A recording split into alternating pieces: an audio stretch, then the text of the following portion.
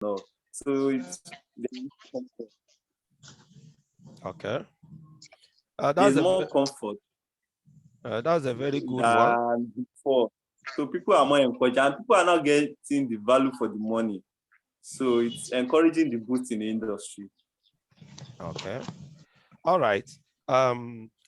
Let's go back to the slides and see what we can do with the remaining time. We'll have another section to interact. And I think I have started enjoying the class anyway.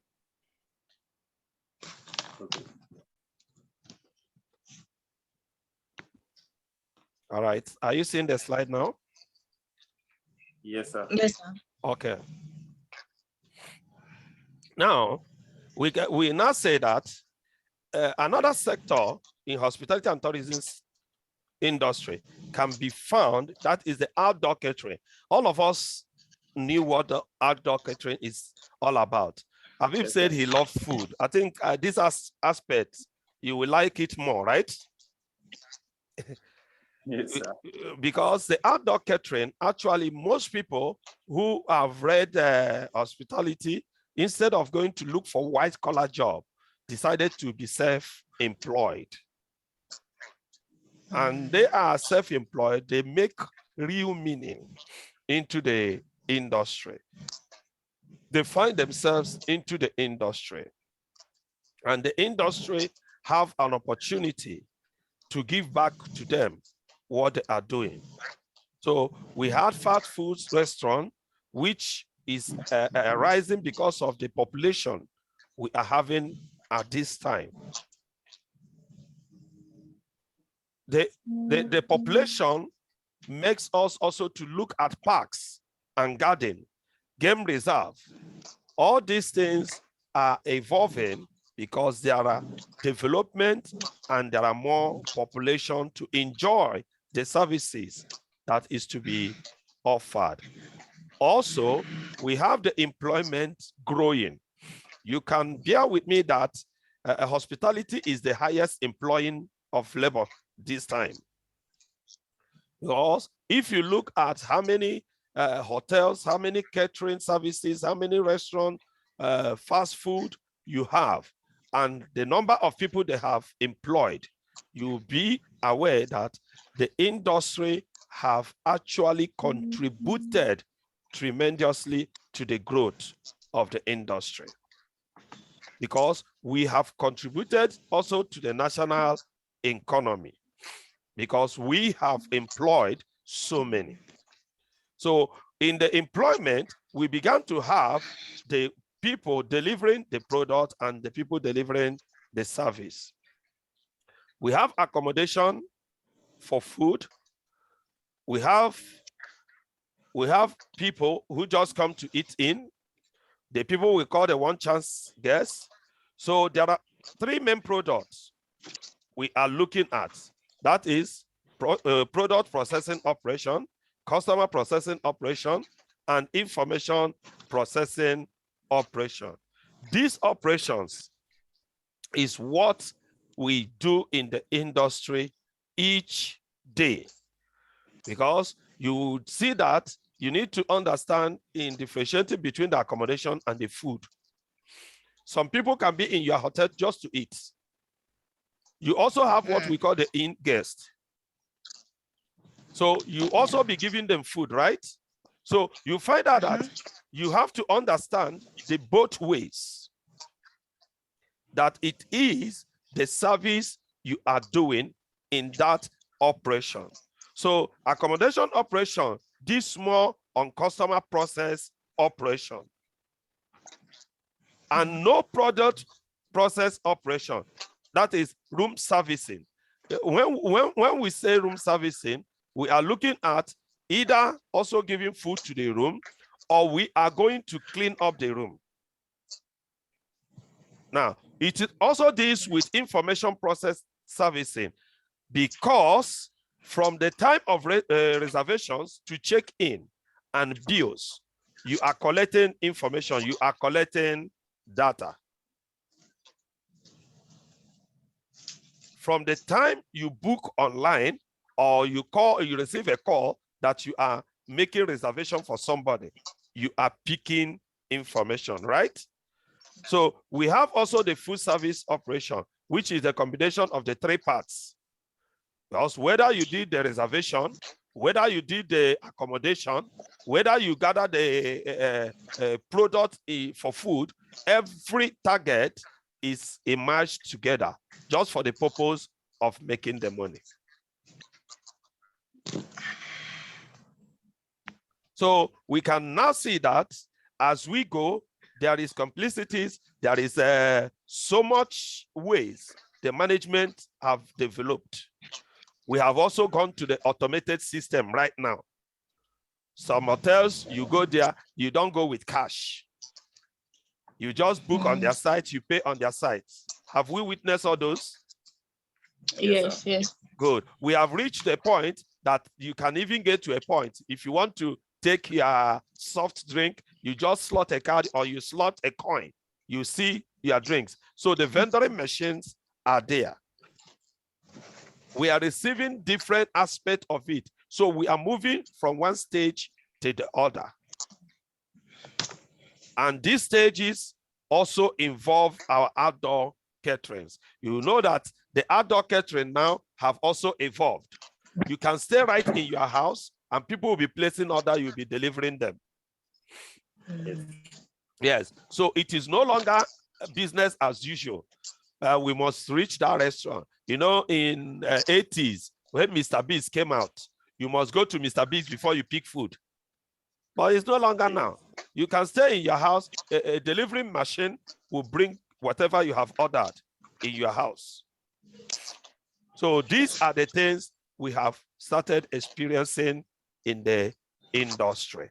So there are developments in every angle. And these angles have made the industry to have a flow system. This system only have 4 elements, which is the input, the processes, the output, and the feedback. The input, the processes, the output, and the feedback. It is very important you note all this. And that will take us to how the industry is characterized. And we have the back house and the front house. And the front house will be looking at the reception, the restaurant, the bar, the lounge. Then at the back house, we have the storage, food production, cleaning, and laundry. Then we now have feedback. Why is there feedback there? You will see that, yes. So that they will know, they will be able to rate their performance. Good. They will be able to know where to improve. Good. In their service rendering. Good.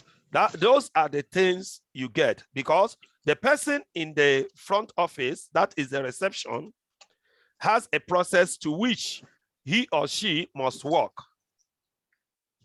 She is making an input and there will be an output. The distance between the input and the output is the process, right? And when the output is done, we have a feedback. It's either you have done it well or you are doing it wrong. Are we together? Yes, sir. Yes, sir.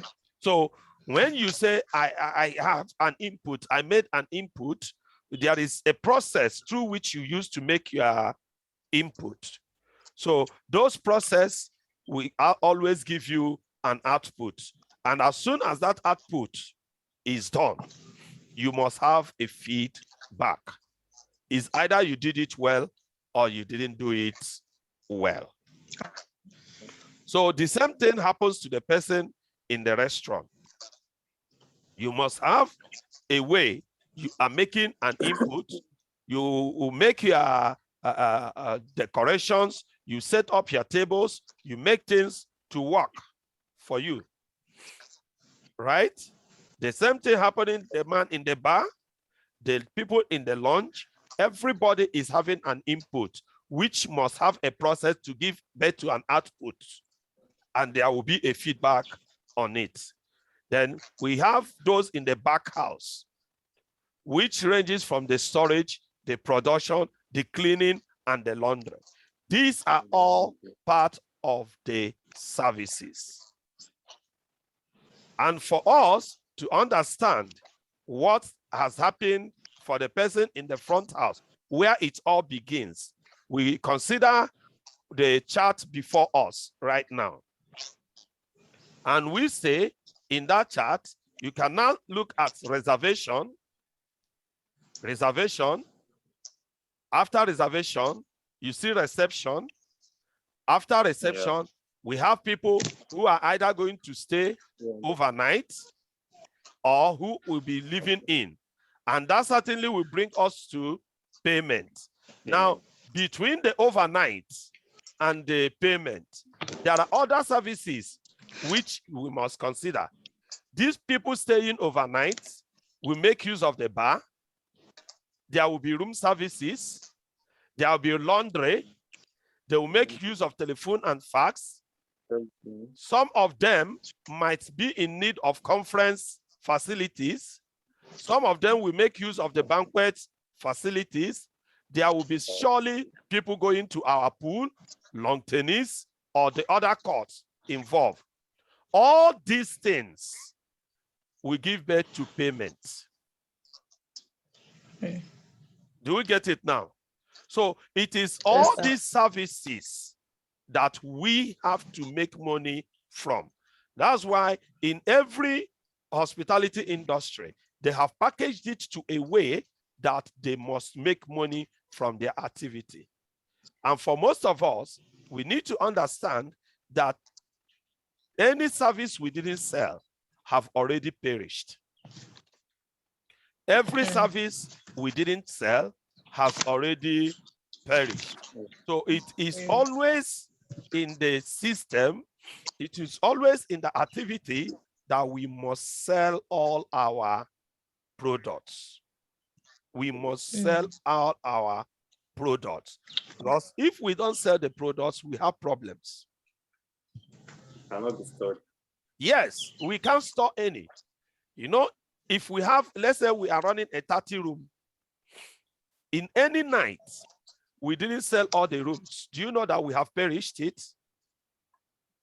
Yes.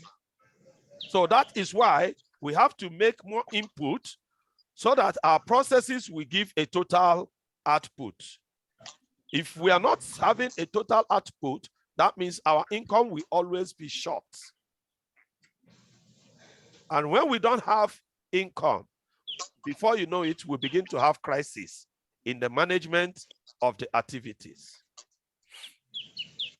So when you are in this industry, especially you that wants to be a professional, you need to understand the processes you need to do to get your product sold. There is activities when it comes to what you are seeing now, there is a point we begin to talk about rebate. Remember that in between the reservation and the reception, there is a walk-in guest. Yes. Are we there? Yes. So Yes, in between these two people, there is a walk-in guest. And that walk-in guest might not have a reservation. So within the period, your rooms are not fully booked, the walk-in guest become a king. Do you get it now? So he is also your customer, but he didn't book. Already you know how many rooms you have sold. You know how many that is remaining. Assuming we have sold 25 and we still have 5 open, that means we need to let that 5 go. Now, this your walk-in guest might be your best customer to sell those 5. How? At this point now, these people on reservation have already made their payments and commitments. Let's assume that your room is going by 10,000 per night. And you have a walk-in guest who tell you, I can only afford 7,000 naira. And we have looked at our time. It's already 8 p.m. What do you do? We'll accept the offer. Take them. So why will you accept? Because we did not offer the service to the man, then the service will be wasted. Very good. Very good. Now, at that point, you will be working with a percentage. Do you get it? So what you have given the man is 30% rebate. So being a supervisor, being a manager, you should be able to work with these policies. And as you are going through the schooling now you are in school, now you are working, now you are doing these activities. I think it is also best for you to now say you will learn how to develop SOPs. Do we know what is SOP? No, sir. SOP is standard organizational procedures. Standard organizational procedures. Now, these SOPs will help you as a person to manage your place. You will have your SOP for the reservation area, SOP for receptionist, SOP for the housekeeping, SOP for your cashier, SOP for bar operation, SOP for room service, SOP for laundry, SOP for telephone services, SOP for every activity, including security. So many hotels are having problems because they overlook their security department. Yes. So for you who are a professional going into the industry, or you are in the industry, it is time you begin to tell your owners that I think there is something we are not getting correctly. We need to begin to design SOPs. And because of these SOPs that are lacking, there are conflicts here and there. If you check your management, you find out there is conflict. This person is doing this person's job. This person is doing this person's job. And at a point where you are supposed to work like a team, you allow the job to die. You allow the job to die because you believe you are not supposed to do it for him, or you are not supposed to do it for her. So let's take the next slide. The impact of changing traveling patterns. Yes, this is another concept that we need to understand very well. You know, I told you when we started that the industry went through this whole revolution and growth because of transportation. You know, if there was no good transport, we'll begin to have problems.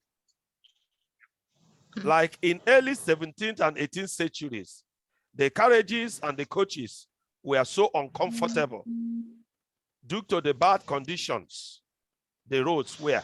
You know, in our Nigerian roads, if you have taken a lorry before, how many of you have seen a lorry? The one we call 911. How many of you have entered it before? Now, if you have enjoyed that 911 movement, right? Yes. Or have you been able to try pickup? You know the one we call pickup? Yes. Pickup, yes. Yes. So if you are entering into a pickup and pickup is moving on a very bad road, you see how you will be wobbling up and down. That is how it used to be in those days. Because the journey on the bad road is very terrible. Very, very terrible. And those are the developments we have gone through. And you can now see that within the 1825, the engine trains, the steam trains started flying. And movement was very, very easy. So people now go for 1,000 miles across the United States, France, and other parts of Europe. Now you cannot see where we are as a nation. If Nigeria at 2021 is still battling the case of rail, good roads, are we actually developing? We need to answer that question within ourselves. Because as at 1825, these developments have been. We said we got independence in 1960.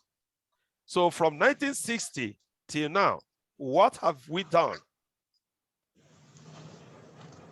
We need to understand all this. And I believe that as we do them, we will be beginning to facilitate also the growth of tourism in Nigeria.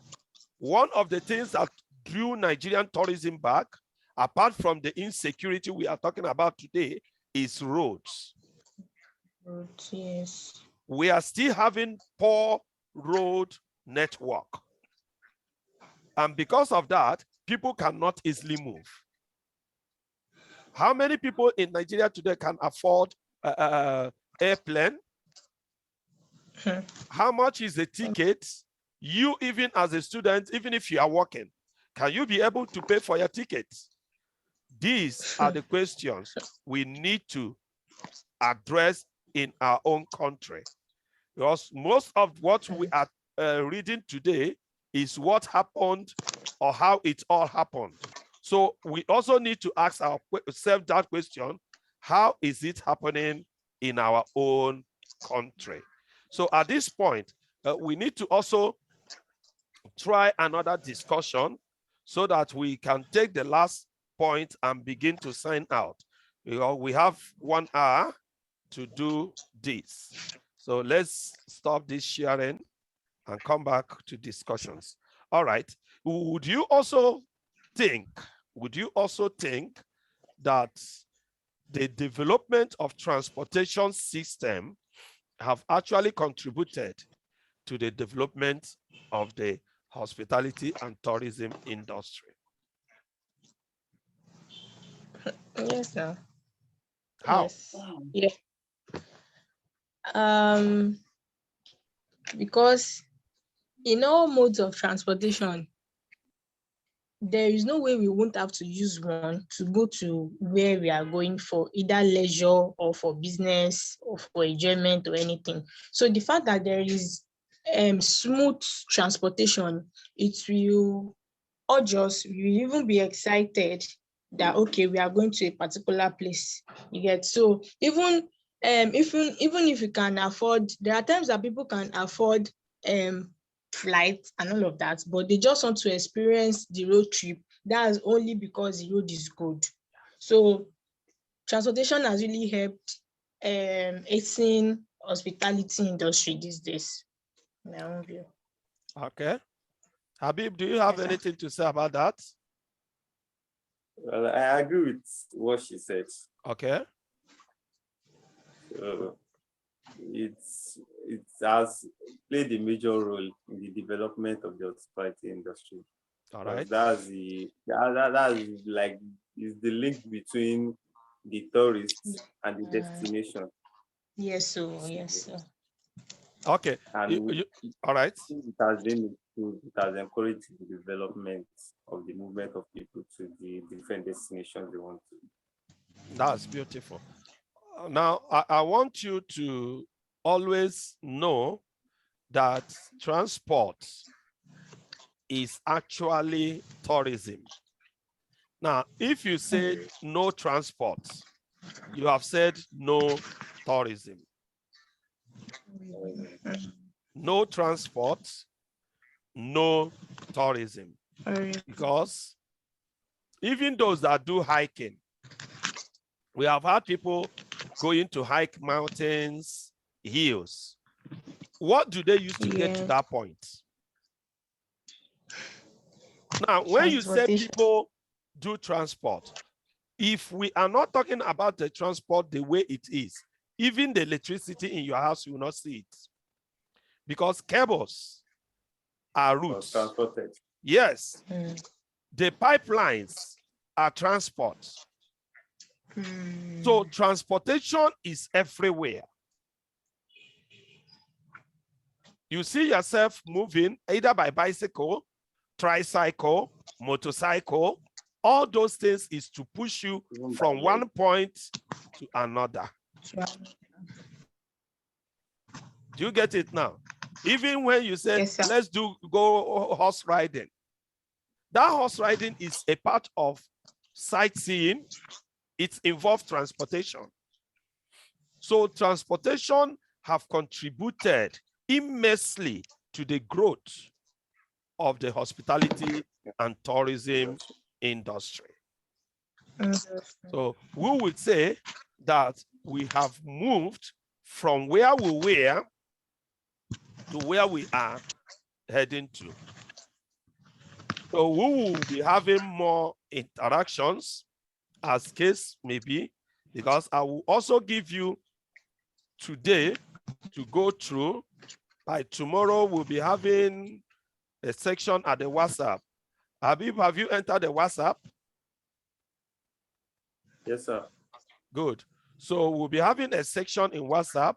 We'll talk to your friends, talk to your mates, those you people know. I'll continue sending the messages.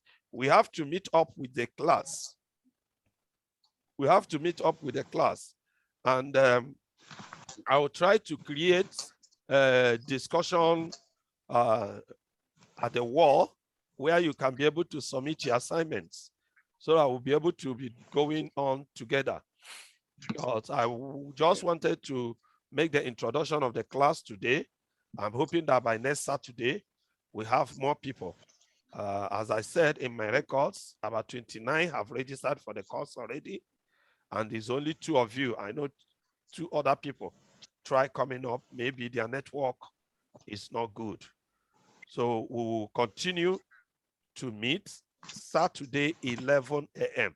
This same link you have now is a recurring link.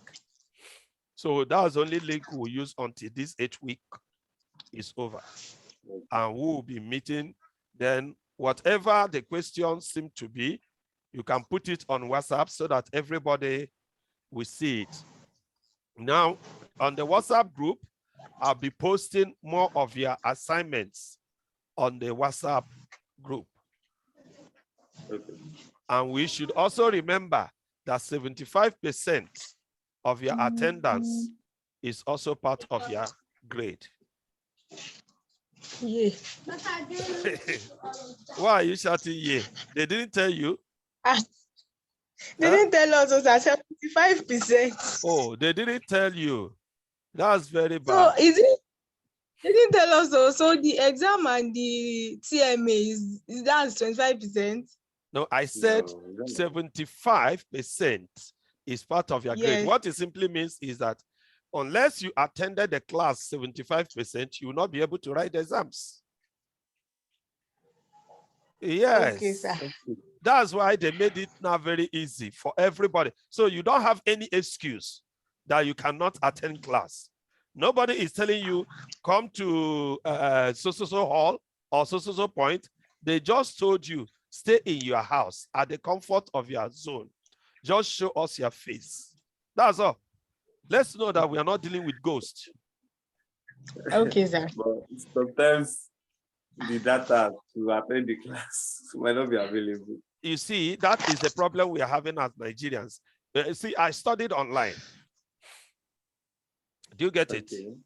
I did my PhD program online, and Wow.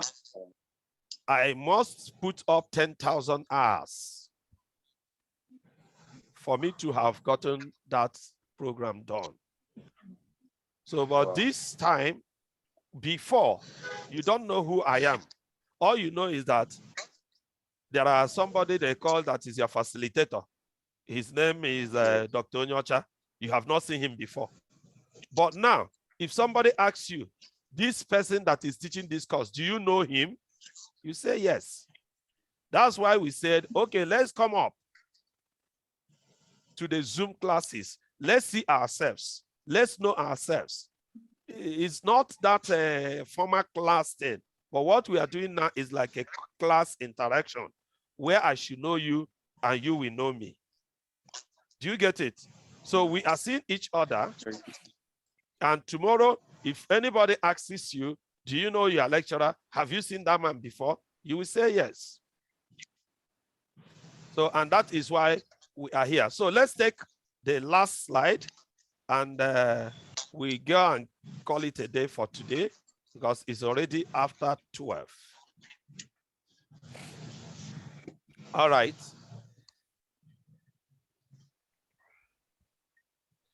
So we had improvements in the transport system, and this led to the development of spas and other resorts in Europe.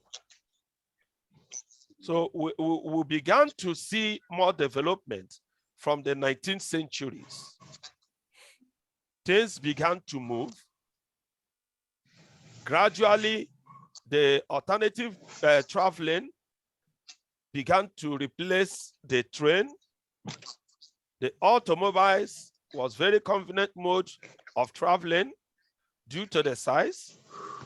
It also could pick you up, the whole family. You know, if we are saying we are going on a family picnic, the plane, we might not afford it all. But when we say there is a car, everybody will want to go, right? So yes, we began to use the automobiles for the family, and there was no restrictions for the travels. So the railways, the location and the manner of accommodation, like restaurant, had to also change because now people move from one place to another. So restaurants stopped being on the road track, stopped being on the rail side, and began to go into the cities. That's where we can now see restaurants going from one place to another. So we begin to see restaurants growing for family A, family B, family C. We start seeing the classy restaurants, which we still have till today. There are restaurants, they will tell you, this is presidentials. This restaurant is for the governor. These ones are the. So at that time, it was like that. So it continued coming from that point. Changes continue moving. And we saw the mid-80s where we have the steamship begin to replace the sailing in the water, where you sail for 1 month, 2 weeks before you can reach where you are going to. So the steam engine came to replace those ones.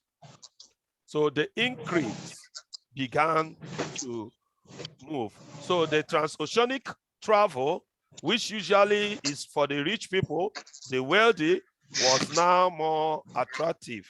So luxuries began to enter into it as the steam engine business began to move, and the euphoria of making profit expansion. That is what you see today. I think recently they launched a ship in Europe that is up to a size of a state. If you are even in the ship, it will be as if you are in a state. You can get everything you want in it. So it has moved from one progress to another. It was the aeroplane which also changed the face of hospitality business due to its speed and conveniences. And at this point, I would want to say thank you for attending as we share our questions for some few minutes. Thank you for listening.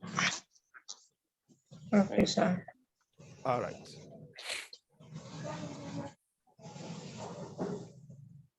Questions? The class was explanatory enough, sir, so I don't have any question. Are you sure? Yes, sir. For now, there's no question. The class was so explanatory. All right. Thank you, sir. Habib? Same here, sir. I'm okay. No question. All right. Yes, So why we always ask if there is questions as I am also going to assess you, you will also be assessing me. Because if you fail, that means I didn't teach you. It is my responsibility to make sure you get to understand this. And I want you to know that I will do everything possible for you to understand it. As we have said, I made a video. It is on the facilitation wall. I have sent to your mails the material we used today. You can also go through them on your own. Then this video, if God helps me, I don't know whether I started from the beginning to record, but it can still go back to your wall so that those who were not here today can pick it up and follow suit. So we'll continue from the chat group. By tomorrow, I think by 12 or 11:30 to 12, we can have a 30 minutes interaction if there is any. And before the week goes out, I'll prepare the second week class and we'll meet again next Saturday by 11 a.m. Kainde, we will not talk about who is championing the class today because it's supposed to be what we would discuss. A class of 29 and 2 people are only present. We can't discuss that. If by next week we have more people in the class, we can get a class rep who will be taking all this. Remember that what we are doing here is the whole federation. It's not only Abuja or Lagos. People are going to join from everywhere because of this course. So we'll get the number more next week. And by that time, we know how to do the class. And then we'll put people who are going to now head the class and help monitor the chat and layers in assignments and other quiz, because we'll do a quiz. And by the time you are finishing, almost at the last point of the class, you make a presentation for me. So by the time you are going, Kainde, why are you opening your eyes? You don't want to do a presentation? No, no, it's fine, sir. Yeah, you do a presentation now, so that when you are not doing it well, I would tell you you didn't do it well. So you people need to prepare for that. It is going to be the last thing we will do in this class. And I pray that God will give you people the means to continue attending as you have the wisdom and understanding. Do have a nice day. Thank you. Thank you. Thank you, sir. Wish you the same. Thank you.